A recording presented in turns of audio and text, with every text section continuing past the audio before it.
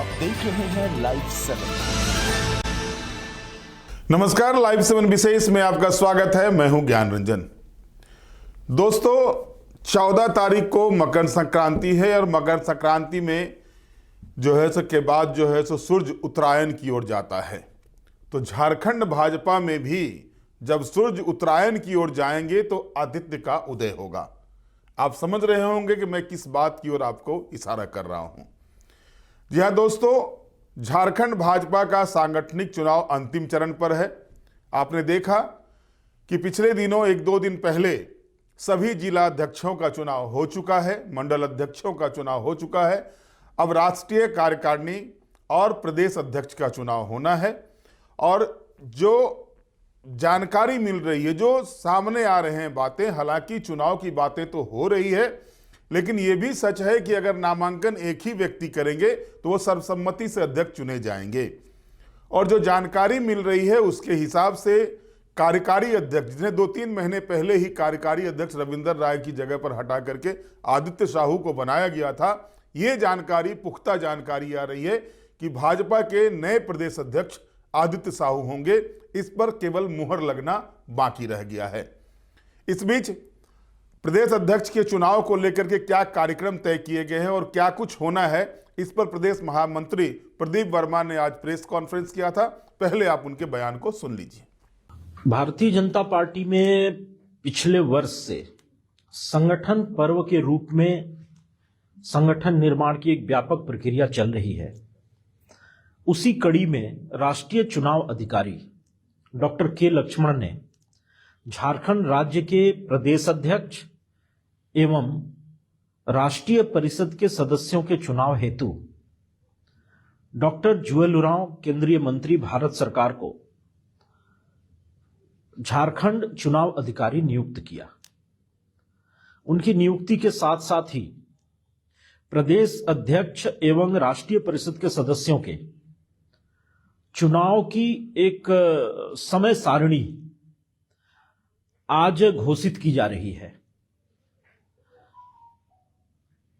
आज रात्रि में डॉक्टर जुएल उरांव का आना होगा झारखंड। कल दोपहर में 12 बजे से लेकर के 2 बजे तक, कल यानी 13 जनवरी 2026 मंगलवार को दोपहर 12 बजे से 2 बजे तक प्रदेश कार्यालय रांची में प्रदेश अध्यक्ष एवं राष्ट्रीय कार्यकारिणी के राष्ट्रीय परिषद के सदस्यों का नामांकन लिया जाएगा। तत्पश्चात 2 बजे से 3 बजे तक नामांकन पत्रों की जांच की जाएगी और नामांकन पत्रों की वापसी उसी दिन 3 बजे से 5 बजे के मध्य की जा सकेगी। अगले दिन 14 तारीख को दोपहर 2 बजे रांची के कार्निवाल बैंक्वेट हॉल में डीपीएस चौक के पास में प्रदेश अध्यक्ष एवं राष्ट्रीय परिषद के सदस्यों का निर्वाचन होगा। एक से अधिक नामांकन होने की स्थिति में मतदान होगा और अगर एक नामांकन होता है तो फिर उनकी घोषणा की जाएगी। और इसके साथ साथ प्रदेश में चल रहे संगठन पर्व का समापन होगा। हां, प्रदेश अध्यक्ष और राष्ट्रीय परिषद के सदस्यों का नामांकन 13 जनवरी को दोपहर 12 बजे से 2 बजे के मध्य लिया जाएगा। वो अपना नामांकन पत्र प्रदेश के चुनाव अधिकारी डॉक्टर जुएल उरांव जी के समक्ष प्रस्तुत करेंगे। 2 बजे से 3 बजे तक उन नामांकन पत्रों का स्क्रूटनी होगी, जांच होगी। 3 बजे से 5 बजे तक अपना नामांकन कोई चाहे तो वापस ले सकते हैं।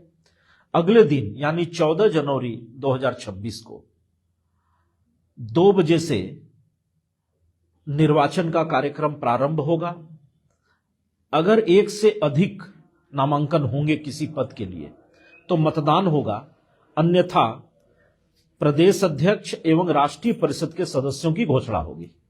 अब कल जब राज्य निर्वाचन अधिकारी डॉक्टर जुएल उरांव जी अपने कक्ष में बैठेंगे, प्रदेश कार्यालय में यह नामांकन लिया जाएगा, तो उस समय नामांकन पत्र लोग अपना प्रस्तुत करेंगे, उसके बाद ही स्थिति स्पष्ट होगी कि कितना नामांकन होता है।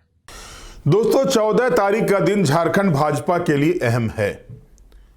लगातार ये बातें हो रही थी झारखंड भाजपा के भीतर कि एक व्यक्ति एक पद का जो सिद्धांत है उसको लेकर के चर्चाएं चल रही थी। चर्चा ये थी कि बाबूलाल मरांडी जो अभी प्रदेश अध्यक्ष हैं और साथ ही साथ वो विधायक दल के नेता भी हैं, यानी एक व्यक्ति दो पद, जो भारतीय जनता पार्टी के अंदर यह सिद्धांत नहीं चलता। आपने अभी ही देखा जब नितिन नवीन को कार्यकारी राष्ट्रीय अध्यक्ष बनाया गया तो नितिन नवीन बिहार सरकार के मंत्री पद से इस्तीफा दे दिए, लेकिन चल रही थी बात, आगे बढ़ रहे थे।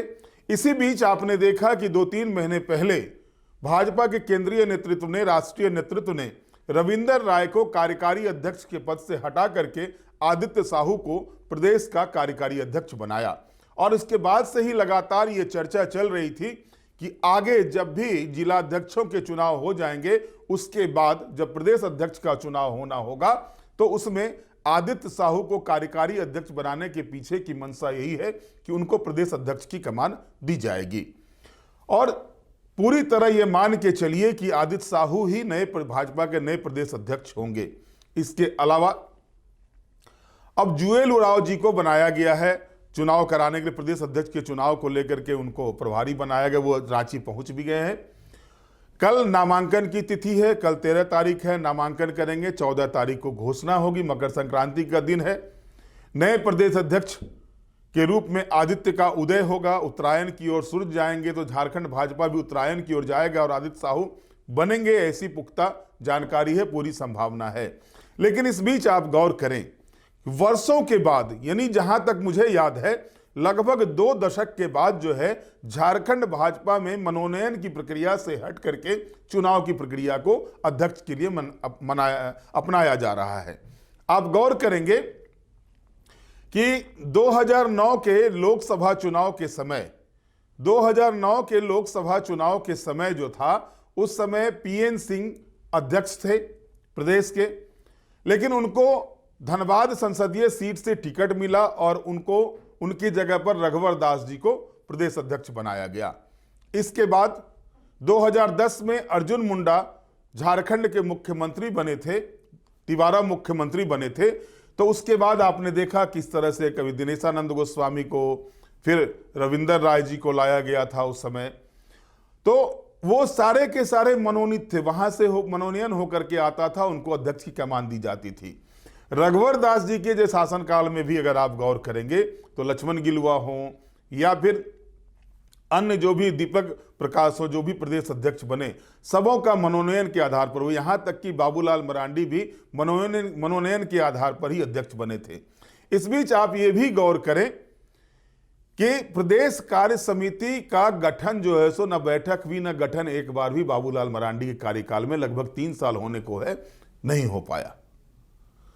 अब इस बीच सांगठनिक रूप से अगर भारतीय जनता पार्टी को आप देखेंगे तो संगठन की जो धार एक देखने को मिलती थी, उसमें कहीं ना कहीं कुंधता दिखाई देती है। और ये मैं इसलिए कह रहा हूं कि चुनाव परिणाम ये बताता है कि भाजपा झारखंड में जो स्थिति देश के अंदर कांग्रेस पार्टी की हो चुकी है, झारखंड में भाजपा की वो स्थिति दिखाई देती है। हो सकता है कि भारतीय जनता पार्टी के कुछ नेताओं को मैं जो ये कह रहा हूं वो उनको खटके, उनको अच्छा नहीं लगे, लेकिन सच्चाई तो ये है कि 2019 के चुनाव में भारतीय जनता पार्टी झारखंड विधानसभा के चुनाव में 25 सीटों पर आई थी और उसके बाद जब 2024 में विधानसभा के चुनाव होते हैं तो वो बढ़ने के बजाय घट करके 21 सीटों पर आ जाते हैं।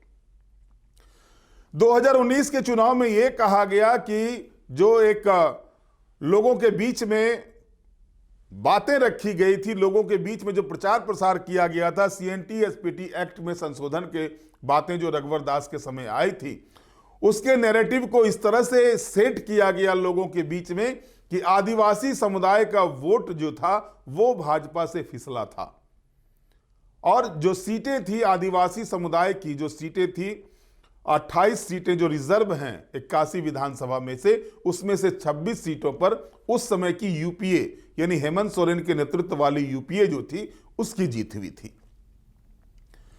बाद में जब 2019 के चुनाव के बाद बाबूलाल मरांडी अपने झारखंड विकास मोर्चा के पूरे कुनबे के साथ भाजपा में शामिल होते हैं और उसके बाद उनको विधायक दल का नेता यानी नेता प्रतिपक्ष के लिए कहा जाता है, स्पीकर के पास पत्र भेजा जाता है और स्पीकर उसमें दल बदल का मामला चलता है, उनको अनुमति नहीं देते हैं।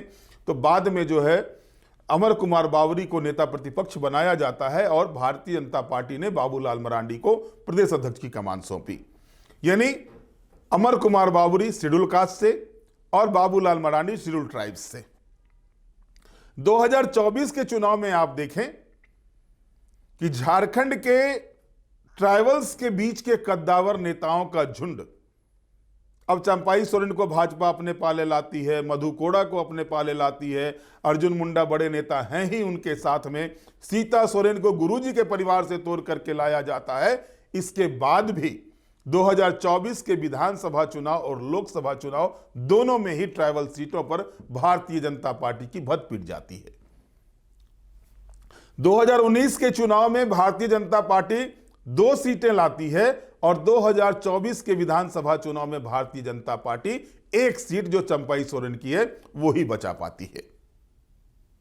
लोकसभा के बारे में भी अगर आप चर्चा करें तो 2019 के लोकसभा चुनाव में भारतीय जनता पार्टी के पास दुमका जैसी सीट थी जहां से गुरुजी कैंडिडेट हुआ करते थे, लोहरदग्गा सीट थी भारतीय जनता पार्टी के पास, खूंटी की सीट थी भारतीय जनता पार्टी के पास, मात्र 2 सीटें जो थी, एक गीता कोरा जो बाद में भारतीय जनता पार्टी के साथ आ गई, चाईबासा की वो, और राजमहल की सीट जो थी वो झारखंड मुक्ति मोर्चा के पास थी। लेकिन 2024 के लोकसभा चुनाव में ये पांचों की पांचों ट्राइबल सीटें इंडिया गठबंधन के पास गई। नेतृत्व में परिवर्तन होता है, प्रदेश अध्यक्ष की कमान ट्राइबल के हाथों में दी जाती है। उसके अलावा कई कद्दावर ट्राइबल नेता चंपाई सोरेन, मधु कोड़ा, अर्जुन मुंडा सरीखे नेताओं के, समीर उरांव सरीखे नेताओं के रहते हुए भी भारतीय जनता पार्टी मोदी की लहर के बावजूद ट्राइबल सीटें नहीं जीता पाती, यहां तक कि अर्जुन मुंडा खुद चुनाव हार जाते हैं। अब नए सिरे से प्रदेश में आदित्य साहू को कमान देने की बात हो रही है। जो जानकारी मिल रही है कमान उनको मिलना है आदित्य साहू को। अब यह देखना होगा, क्योंकि संगठन में वो काम कर रहे हैं, प्रदेश महामंत्री हैं, राज्यसभा के सांसद हैं, कार्यकारी अध्यक्ष भी हो गए हैं, पिछले 2 टर्म से प्रदेश महामंत्री थे, पार्टी में उपाध्यक्ष रहे थे, मंडल स्तर से उन्होंने काम करना शुरू किया पार्टी के लिए। तो अब यह देखना है कि आदित्य साहू के आने के बाद क्या भारतीय जनता पार्टी की स्थिति में सुधार होता है, क्योंकि ले दे करके दोस्तों ये मान के चलिए खेला होता है सत्ता का। सत्ता के खेल में अगर आप जीतते हैं तो बाजीगर हैं, हारते हैं तो आप समझ सकते हैं उसको क्या नाम दूं। और लगातार 2 चुनाव से जिस तरह से भाजपा का नंबर ऑफ सीट्स झारखंड में घटता जा रहा है, हेमंत का हिम्मत बढ़ता जा रहा है और हेमंत के सामने भाजपा की स्थिति, मैंने कहा कि जो मोदी के सामने कांग्रेस पार्टी की स्थिति राष्ट्रीय स्तर पर हो चुकी है, झारखंड में हेमंत के सामने भाजपा की वो स्थिति हो चुकी है। अब इसको कैसे भारतीय जनता पार्टी उबारेगी ये देखना दिलचस्प होगा। इंतजार कीजिए 14 तारीख का, तब तक दही चूड़ा तिलकुट खाएं और 14 तारीख का इंतजार कीजिए। 14 तारीख को क्या आदित्य का उदय होता है भारतीय जनता पार्टी में या कोई और, लेकिन जानकारी तो है कि आदित्य ही आएंगे। तो आदित्य साहू आते हैं और उनके ऊपर जो बड़ी बागडोर होगी झारखंड भाजपा को लेकर के, खास करके झारखंड भाजपा में जो आज के दिनों में देखा जा रहा है उसमें सुधार होता है या नहीं होता है। दूसरी सबसे बड़ी बात, अगर राष्ट्रीय नेतृत्व के छोर से देखा जाए तो झारखंड भाजपा के अंदर जो कद्दावर नेता, बड़े नेता हैं, उनकी खींचातानी के बीच में एक बीच का रास्ता निकाला जा रहा है, ताकि आपको याद होगा कि रघुवर दास के टाइम में ही प्रदेश उपाध्यक्ष बनाया गया था आदित्य साहू को। और उन्हीं के संरक्षण में वो पार्टी में बड़े पद पर आए, काम करना शुरू किए और आज उनको प्रदेश अध्यक्ष की बातें आ रही है, उनके बनने की बातें, चर्चाएं सामने आ रही है। पूरे तौर पर अगर देखें भारतीय जनता पार्टी के हर नेताओं के जुबान से निकल रही है कि आदित्य साहू को भी बनाया जाए। कई लोगों से मैंने बातें की। अंतिम समय में क्या होता है ये कहना मुश्किल है। अगर एक से ज़्यादा नामांकन होते हैं तो चुनाव होंगे और नामांकन अगर सिर्फ आदित्य साहू का होता है तो सर्वसम्मति से वो अध्यक्ष चुने जाएंगे। ये सारा कुछ आपको 14 तारीख को आपके सामने होगा। 14 तारीख को स्पष्ट हो जाएगा और 14 तारीख को ही राष्ट्रीय परिषद के 21 सदस्यों का भी चुनाव संपन्न हो जाएगा। उसमें कौन कौन चयन होते हैं ये देखना होगा। बहरहाल अब आदित्य के आने से भाजपा का उदय होता है या फिर जो स्थिति भाजपा की पिछले 2 चुनावों से बनी हुई है वो आगे जारी रहेगी या इसमें चेंजिंग होगा, बदलाव आएगा, ये सारा कुछ आगे देखने को मिलेगा। बहरहाल आज के विशेष में इतना ही। आप हमारे साथ जुड़े रहें, हमें लाइक करें, सब्सक्राइब करें। बहुत बहुत धन्यवाद। नमस्कार।